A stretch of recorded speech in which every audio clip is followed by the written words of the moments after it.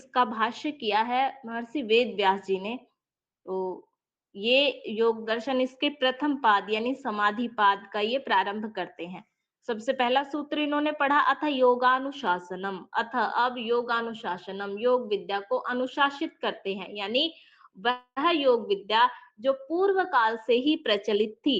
जब से सृष्टि का निर्माण हुआ, जब से ऋषियों महर्षियों को ईश्वर ने वेदों का ज्ञान दिया, तब से यथावत यह योग विद्या आचरण में थी। इस योग विद्या का अनुष्ठान करके, इसको जीवन में आचरण में धारण करके, तब से ही ऋषि मुनि योगी जन ईश्वर प्राप्ति भगवत प्राप्ति में लगे रहे। तो उसी योग विद्या को अनुशासित करते हैं, अर्थात उससे संबंधित सिद्धांतों को, सूत्रों को, शिक्षाओं को, विद्याओं को एक स्थान पे संकलित करते हैं। यह संकलन किसने किया? महर्षि पतंजलि जी ने।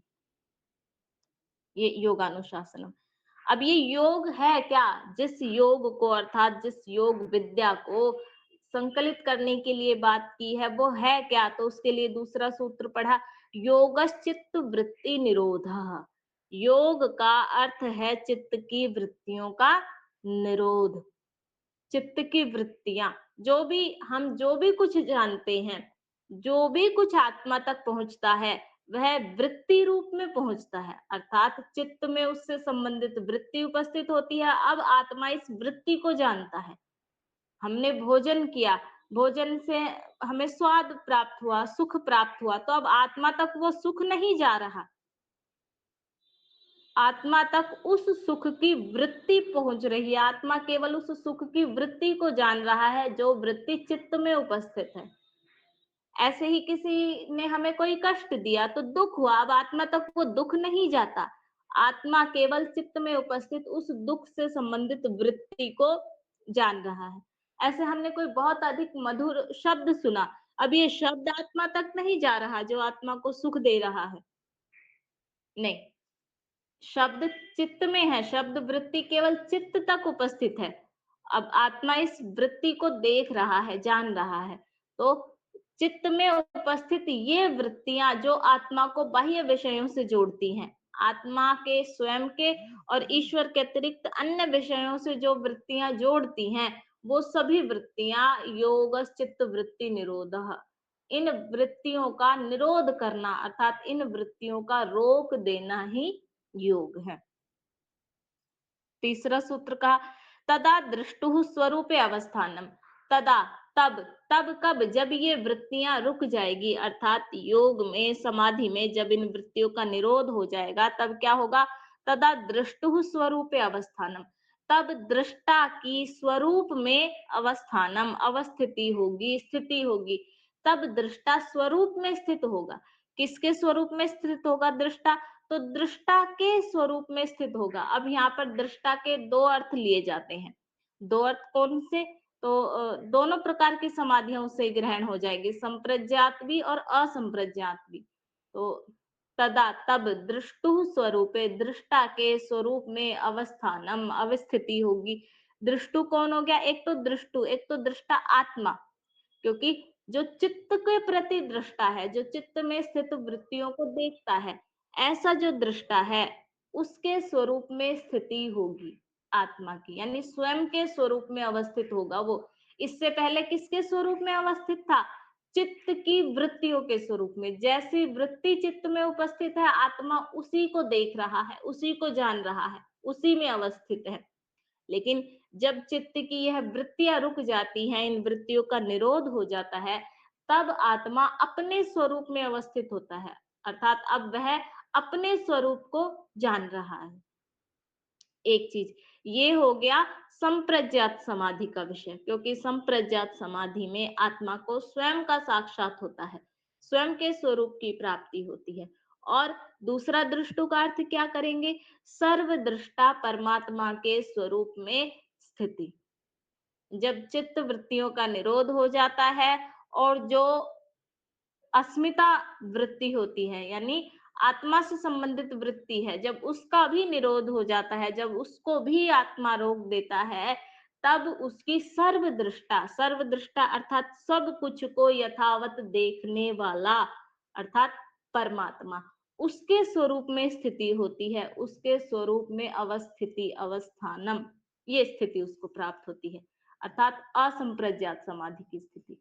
तो तदा दृष्टुः स्वरूपे अवस्थानम, इस सूत्र का क्या अर्थ हुआ?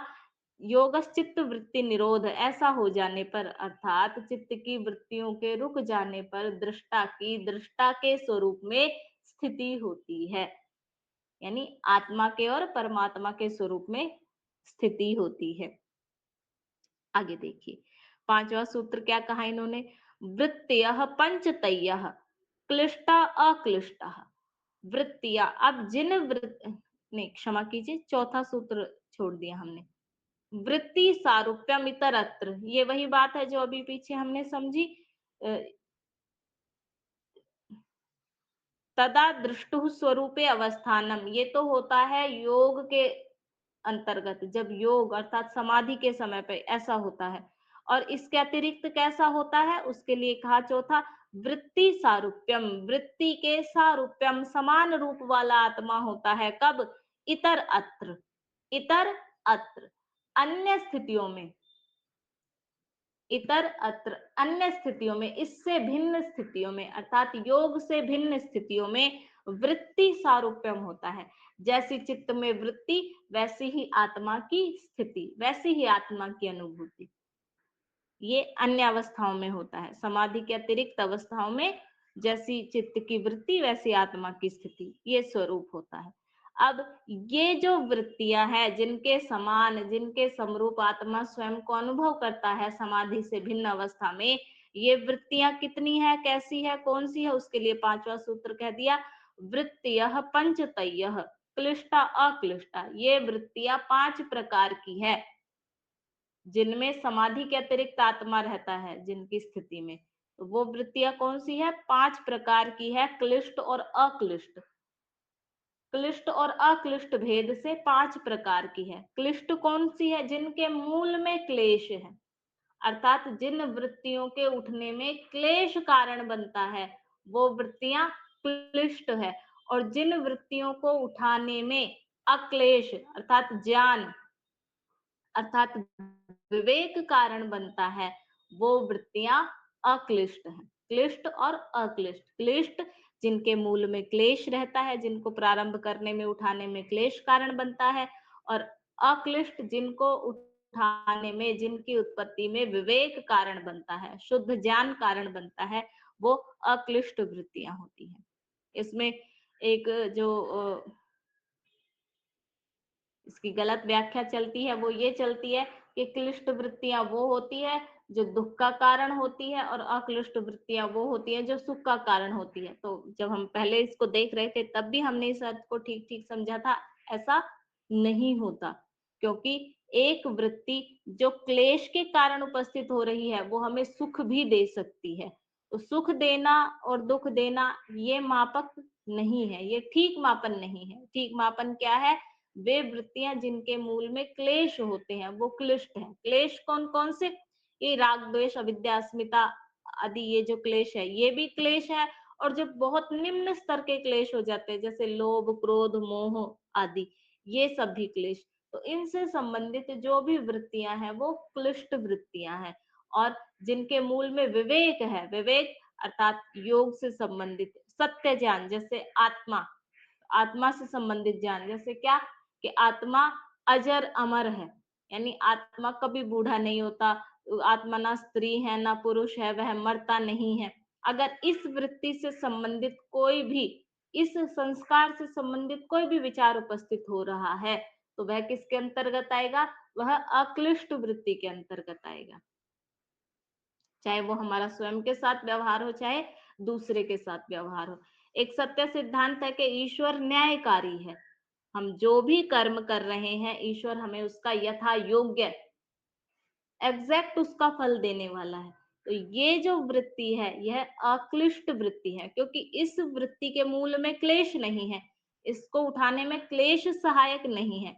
इस वृत्ति के उठने में सत्य ज्ञान सहायक बन रहा है, विवेक सहायक बन रहा है, क्योंकि ईश्वर संपूर्ण न्यायकारी है।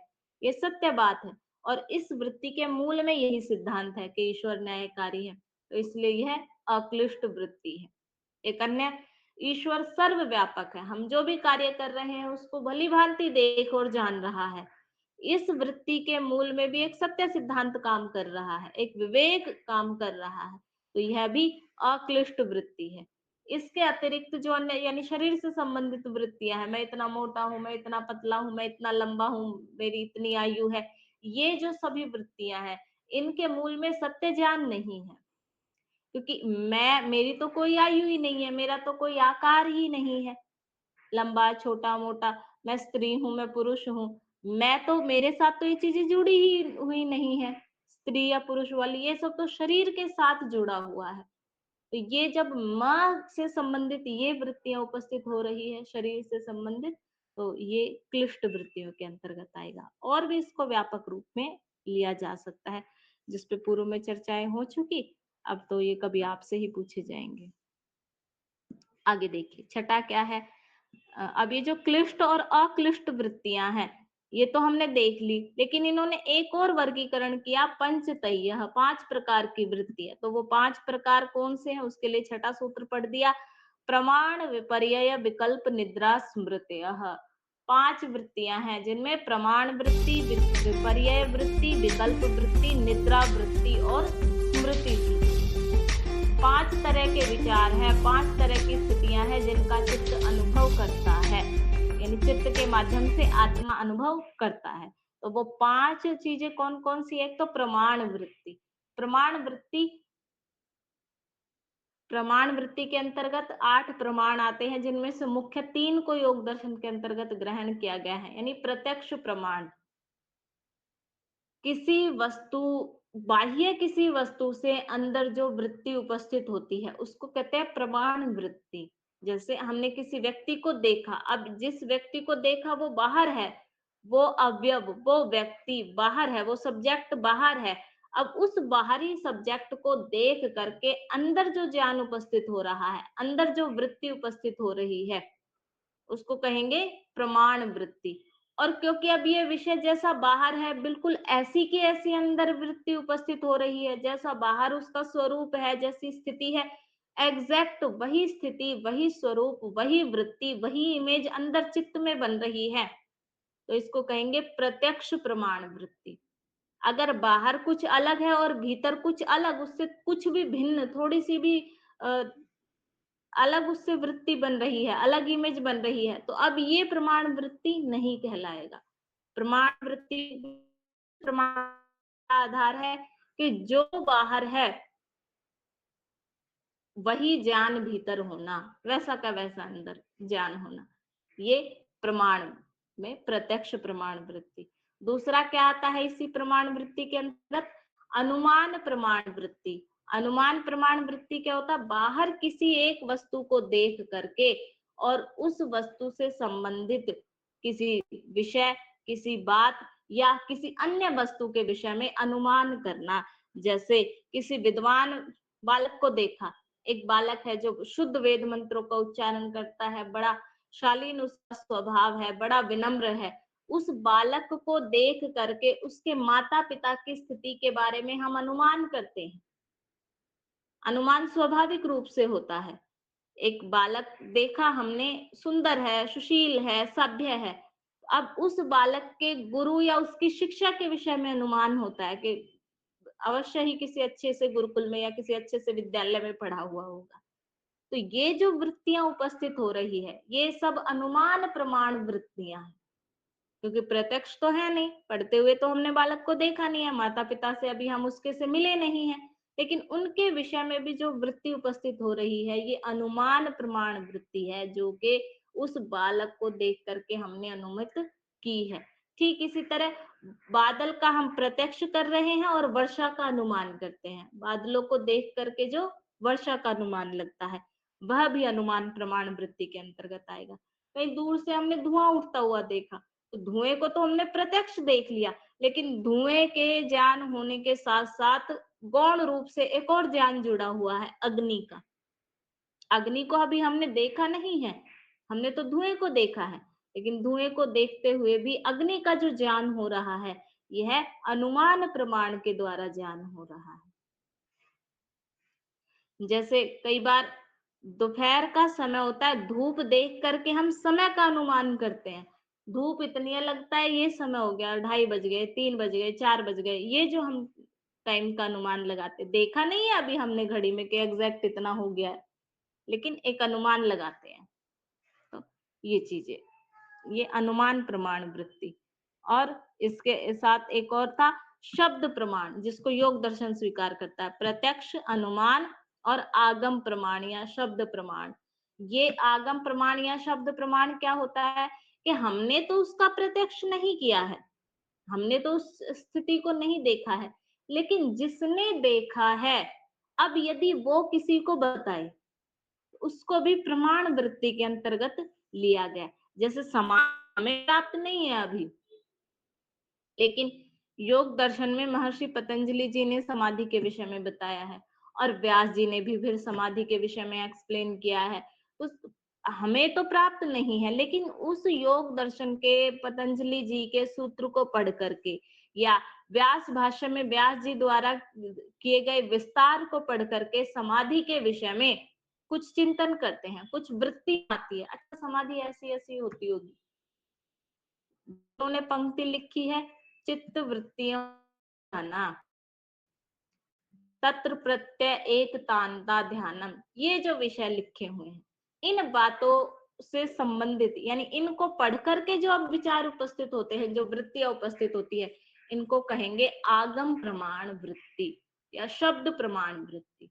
तो प्रमाण वृत्ति के अंतर्गत ये 3 प्रकार की वृत्तियां आती है। प्रत्यक्ष प्रमाण वृत्ति, अनुमान प्रमाण वृत्ति और आगम प्रमाण वृत्ति। अगला देखिए इसमें क्या है, विपर्यय वृत्ति। विपर्यय वृत्ति क्या होती है? विपरीत ज्ञान। विपरीत ज्ञान, जैसे प्रत्यक्ष प्रमाण में तो क्या था, जो देख रहे हैं वैसा ही अंदर वृत्ति बनेगी, ये प्रत्यक्ष ये प्रमाण वृत्ति है।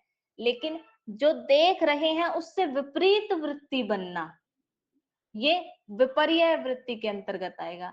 जैसे हमने देखा तो सांप को अंधेरे में, और हम उसको रस्सी समझ लें, वहां पे है सांप, लेकिन मैं क्या समझ रहा हूं कि वो तो रस्सी है, सांप नहीं है। या उल्टा हो जाए, वहां पे है तो रस्सी, लेकिन मैं समझ लूं उसको सांप, यानी सांप को देख करके रस्सी से संबंधित वृत्ति चित्त में उपस्थित हो रही है, रस्सी की इमेज बन रही है चित्त में, और रस्सी को देख करके सांप की इमेज बन रही है चित्त में।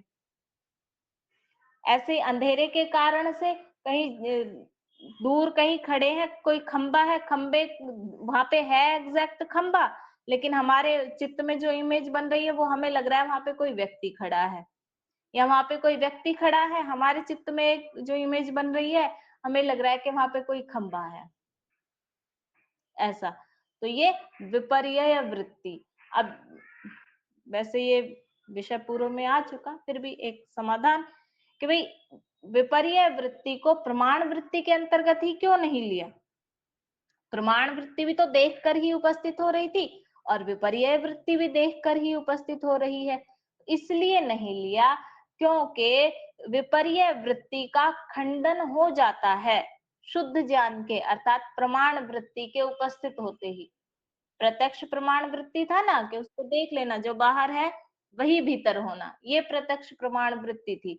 और विपर्यय वृत्ति इससे भिन्न है, इसके विपरीत है, यानी जो बाहर है वो कुछ और है और भीतर ज्ञान जिसका हो रहा है वो कुछ और हो रहा है। तो जब ठीक ठीक ज्ञान होगा अर्थात प्रत्यक्ष प्रमाण वृत्ति उपस्थित होगी, तो प्रत्यक्ष प्रमाण वृत्ति के उपस्थित होते ही ये विपर्यय वृत्ति खंडित हो जाएगी।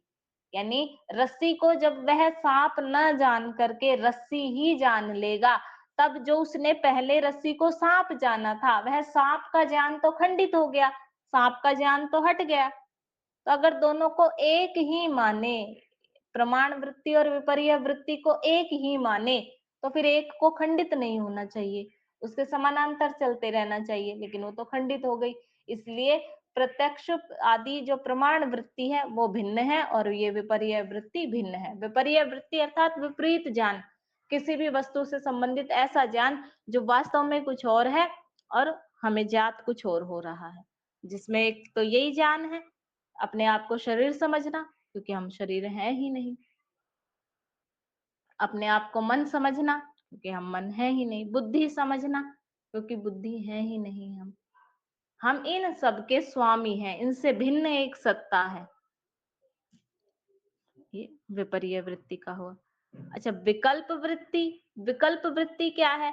कि इसमें शब्द ज्ञान से भिन्न वृत्ति होती है, यानी शब्द कुछ और प्रयोग होते हैं और उससे बनने वाली वृत्ति अलग होती है, लेकिन वृत्ति अवश्य बनती है। जैसे एक कथन कहा, हम कहीं यात्रा में जा रहे हैं और एक कथन किया, दिल्ली आ गया। तो हम जा रहे हैं, यात्रा हम कर रहे हैं, ट्रेन में या बस में बैठे हैं और बस में बैठ के कथन करते हैं कि जी दिल्ली आ गया। तो वास्तव में दिल्ली आ गया या हम दिल्ली पहुंच गए? हम देखेंगे कि हम दिल्ली पहुंच गए, क्योंकि दिल्ली तो एक स्थान है, जड़ है, वह थोड़ी गति करता है। हम गति करके दिल्ली तक पहुंचे। लेकिन जब हमने ये कथन किया कि दिल्ली आ गया, तो जिसके प्रति भी ये कथन किया उसको भी स्पष्ट है कि दिल्ली कैसे आ गया, दिल्ली आ गया या मैं दिल्ली पहुंच गया। और कथन करने वाले को भी स्पष्ट है, अर्थात सुनने वाले को भी स्पष्ट है कि इसके बीच इसके साथ ये कहना क्या चाहता है, और बोलने वाले को भी स्पष्ट है। तो ये जो स्पष्टता हुई, अर्थात शब्द बोले गए, दिल्ली आ गया, और इन शब्दों के माध्यम से जो ज्ञान हुआ, जो ज्ञानात्मक वृत्ति बनी, इमेज बनी, उसको कहेंगे विकल्प वृत्ति। जैसे एक शब्द, एक वाक्य कथन होता है कि मोक्ष प्राप्ति, मोक्ष की प्राप्ति। ऐसा लग रहा है जैसे मोक्ष कोई चीज है जिसकी प्राप्ति होनी है, प्राप्त होगी जो स्थिति, जबकि वास्तविकता क्या है? मोक्ष अर्थात छूटना, यानी जिस जो प्राप्त है उससे भी छूटना, उससे भी अलग होना। अब मोक्ष में कोई अलग से चीज प्राप्त नहीं हो रही है, बल्कि जो प्राप्त है वो छूट रहा है। तो स्पष्टीकरण इसमें क्या होगा? जो ऐसा कथन कर रहा है उसको भी ये स्पष्ट है कि मोक्ष प्राप्त इन सबसे मुक्त होना, छूटना, ये। और जिसके प्रति कथन किया जा रहा है उसको भी स्पष्ट है कि मोक्ष में कुछ अलग से प्राप्त नहीं होना, बल्कि जो ऑलरेडी प्राप्त है, जो पहले से ही प्राप्त है, उसका छूटना, ये मोक्ष एक विकल्प वृत्ति के अंतर्गत आते हैं। अच्छा, इन कथनों के बाद जो वृत्ति अंदर बन रही है, चित्त में जो इमेज बन रही है, वह विकल्प वृत्ति है। और कौन सी है? निद्रा वृत्ति। आप कहेंगे निद्रा में तो कुछ ज्ञान ही नहीं है, सिर्फ आपको क्या होगा? आत्मा को अनुभूति होती है। निद्रा कैसे पता चलता है? उतने समय तक मैंने कुछ नहीं जाना, जितने समय निद्रा वृत्ति उपस्थित थी चित्त में, उतने आत्मा ने नहीं जाना, कुछ नहीं जाना। यह भी तो ज्ञान है, एक इमेज है, यह भी तो वृत्ति है।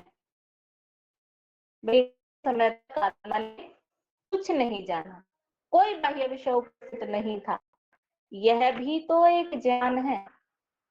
इस ज्ञान, जब यह ज्ञान नहीं होता, अर्थात चैन बेहोशी जब होती है, कोई चक्कर खा के गिर जाए, बेहोश हो जाए, अब खालीपन रहता है, अब उस ज्ञान नहीं रहता कि बिल्कुल शून्य स्थिति है, बिल्कुल खालीपन है, उसको कोई ज्ञान नहीं। लेकिन निद्रा के बाद उसको बोध रहता है कि इतने समय तक मैंने कुछ नहीं जाना, अर्थात मैं शांत था। ये जो अनुभूति है, यह निद्रा वृत्ति के अंतर्गत आती है। और स्मृति वृत्ति, तो स्मृति वृत्ति, इससे तो आप सब लोग परिचित हैं, अर्थात वो वस्तु, वो चीज, वो विषय अभी हमारे पास उपस्थित नहीं है, ना हम उसका प्रत्यक्ष कर रहे हैं, ना उससे संबंधित विपर्य वृत्ति उपस्थित है, ना उससे संबंधित कोई विकल्प वृत्ति उपस्थित है।